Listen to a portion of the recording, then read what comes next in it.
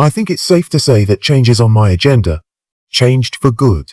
And I embrace that one enjoy that change. I don't fear it costs about that excites me as though they either be able to bring some change, not shoot overly radical change, but changes that I think when Queen Elizabeth II passed away in September 2022 the royal inheritance that followed wasn't just about money and estates. It sparked a power struggle that's still playing out today. A Prince William walked away with $1 billion empire. Kate Middleton received jewelry worth over $100 million. And according to insider reports, Camilla family was left absolutely fuming. This isn't just palace gossip.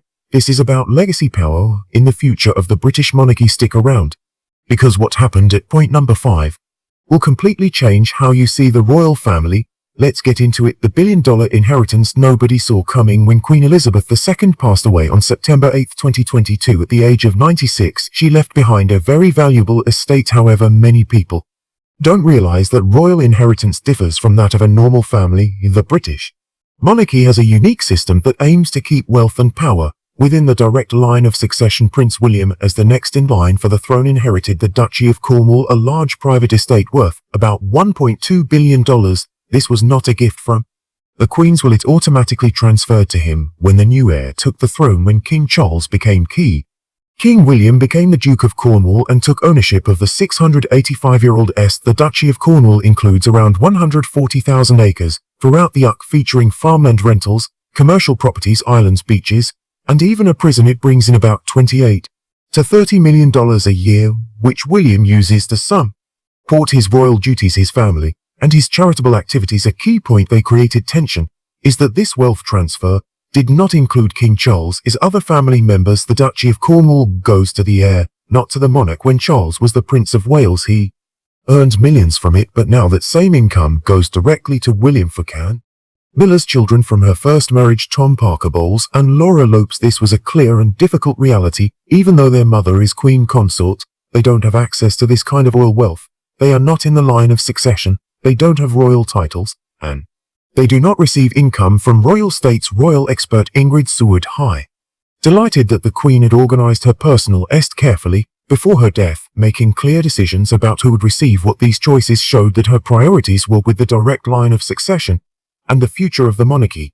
The financial difference between what William inherited and what Camilla children would receive was very large, according to palace insiders. This issue caused some discontent within the family. Kate Middleton is $110 million jewelry jackpot. When Queen Elizabeth II passed away, she left behind a valuable personal jewelry collection for Kate Middleton, which is estimated to be worth about $110 million.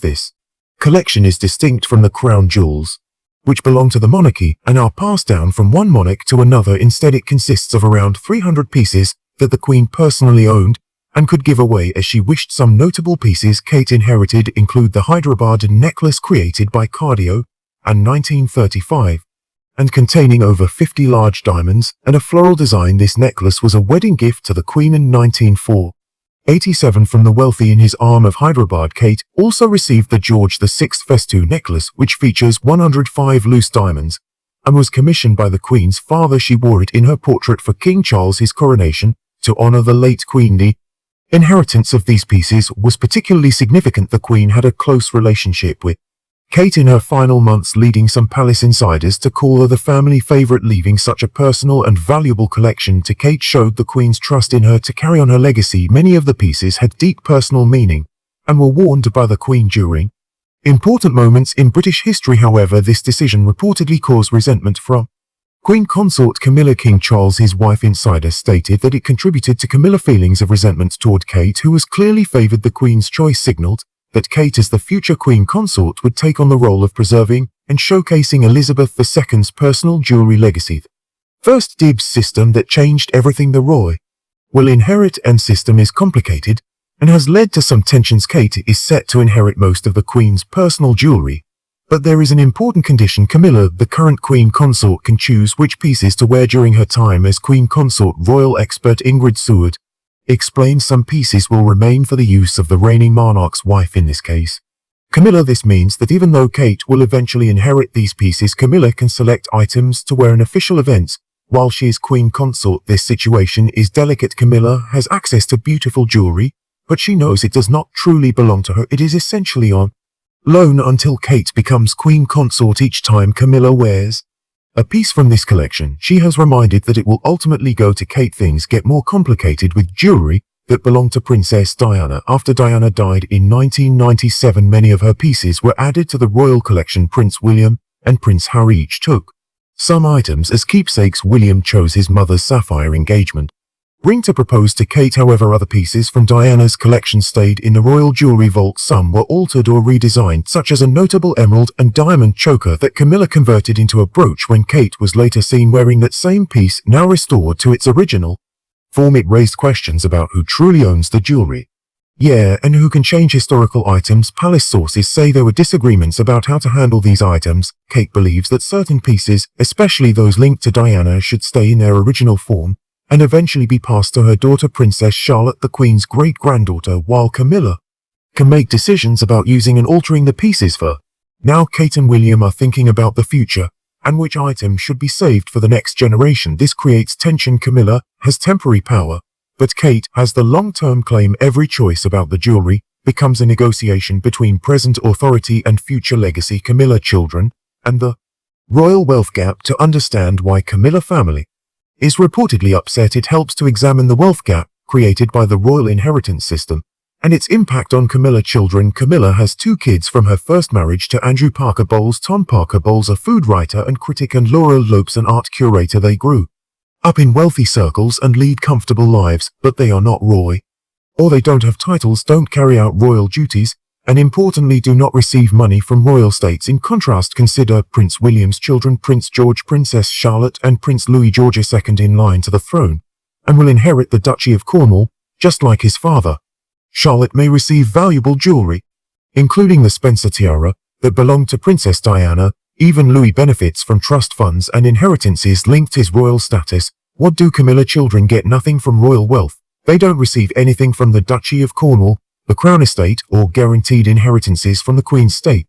This issue goes beyond money, it's about recognition, one and legacy. When King Charles passes away, most of his wealth is likely to go to William, keeping it within the direct line of succession. Camilla may inherit some assets as his widow, but there is no clear way for that wealth to reach her biological children. In a report from In Touch magazine, some members of the royal family reportedly urged King Charles not to leave and Herod and to Prince Harry, believing Harry and Meghan are greedy and can't be trusted. If they feel this way about Harry, who is Charles' son and William's brother, how might they view Camilla children, who aren't even royal by blood? Royal commentators say that Camilla children have handled their situation well, staying respectfully distant from royal matters while supporting their mother.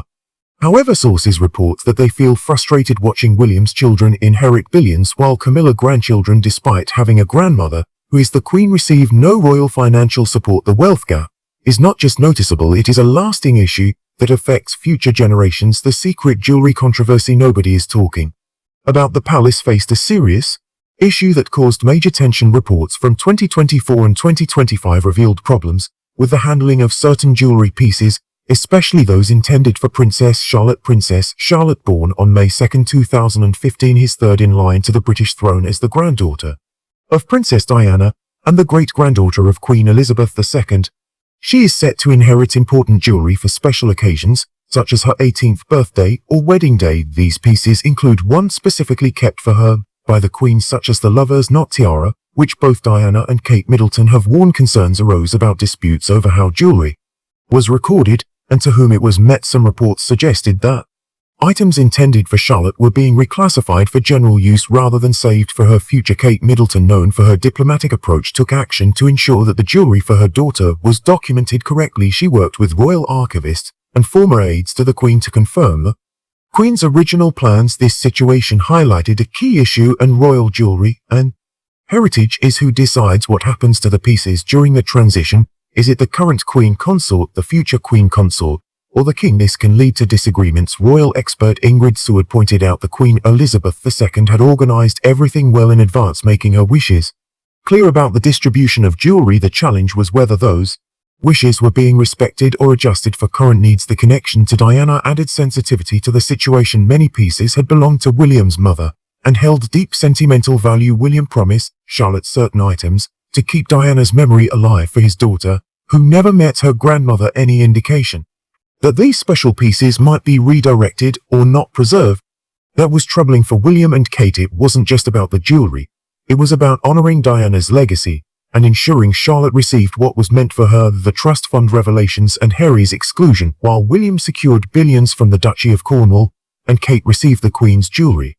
Another inheritance story was showing how the royal wealth is divided and why Camilla family feels left out. On Prince Harry's 40th birthday in September 2024, he received over $10 million from a trust fund set up by the Queen Mother. When Harry was just 10 years old, this money was separate from any inheritance from Queen Elizabeth II.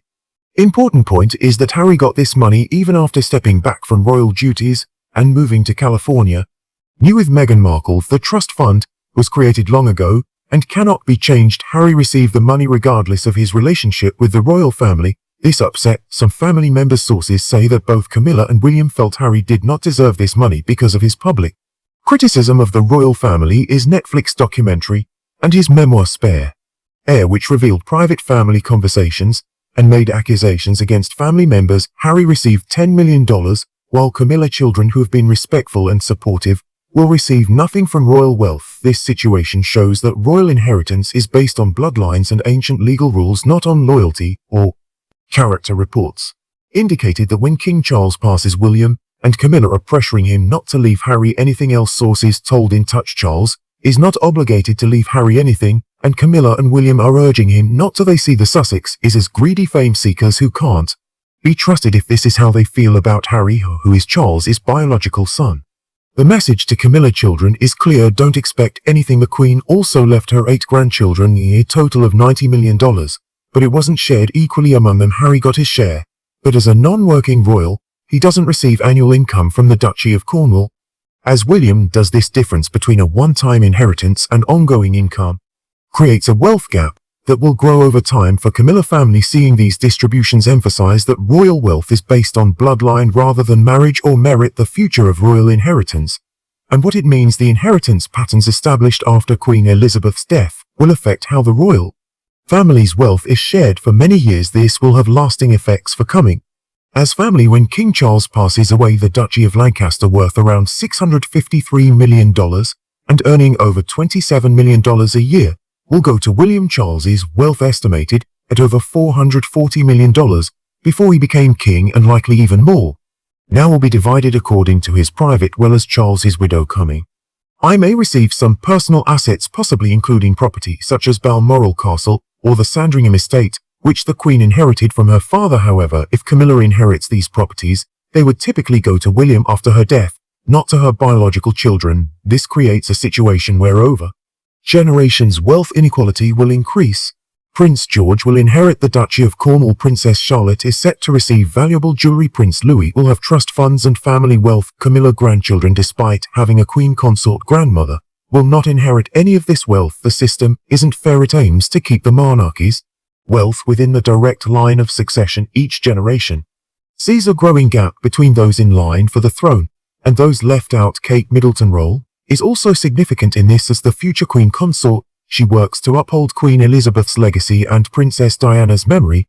The jewelry she receives, the pieces she secures for Charlotte, and the relationship she builds help consolidate wealth and power with her family line. Report suggests that Kate is becoming more proactive about protecting her children's inheritance, ensuring everything is properly documented and preserved for future generations. She isn't just William's wife, she plays a key role in securing wealth for her children. For Camilla family, the message is clear: although they are close to power, while Camilla, his queen consort, they won't own it. The throne, estates, crown jewels and duchess will go to William, Kate, and their children. The inheritance that made William a billionaire and Kate the keeper of $110 million in jewelry didn't just distribute wealth, it reinforced a hierarchy that leaves some family members permanently outside of it, regardless of their mother's marriage. This situation explains how Prince William gained a billion-dollar estate, how Kate Middleton secured the Queen's jewelry, and why Camilla family is reportedly unhappy. This issue isn't only about money, it's about power, legacy, and a system designed to maintain royal wealth for generations. What are your thoughts? Should royal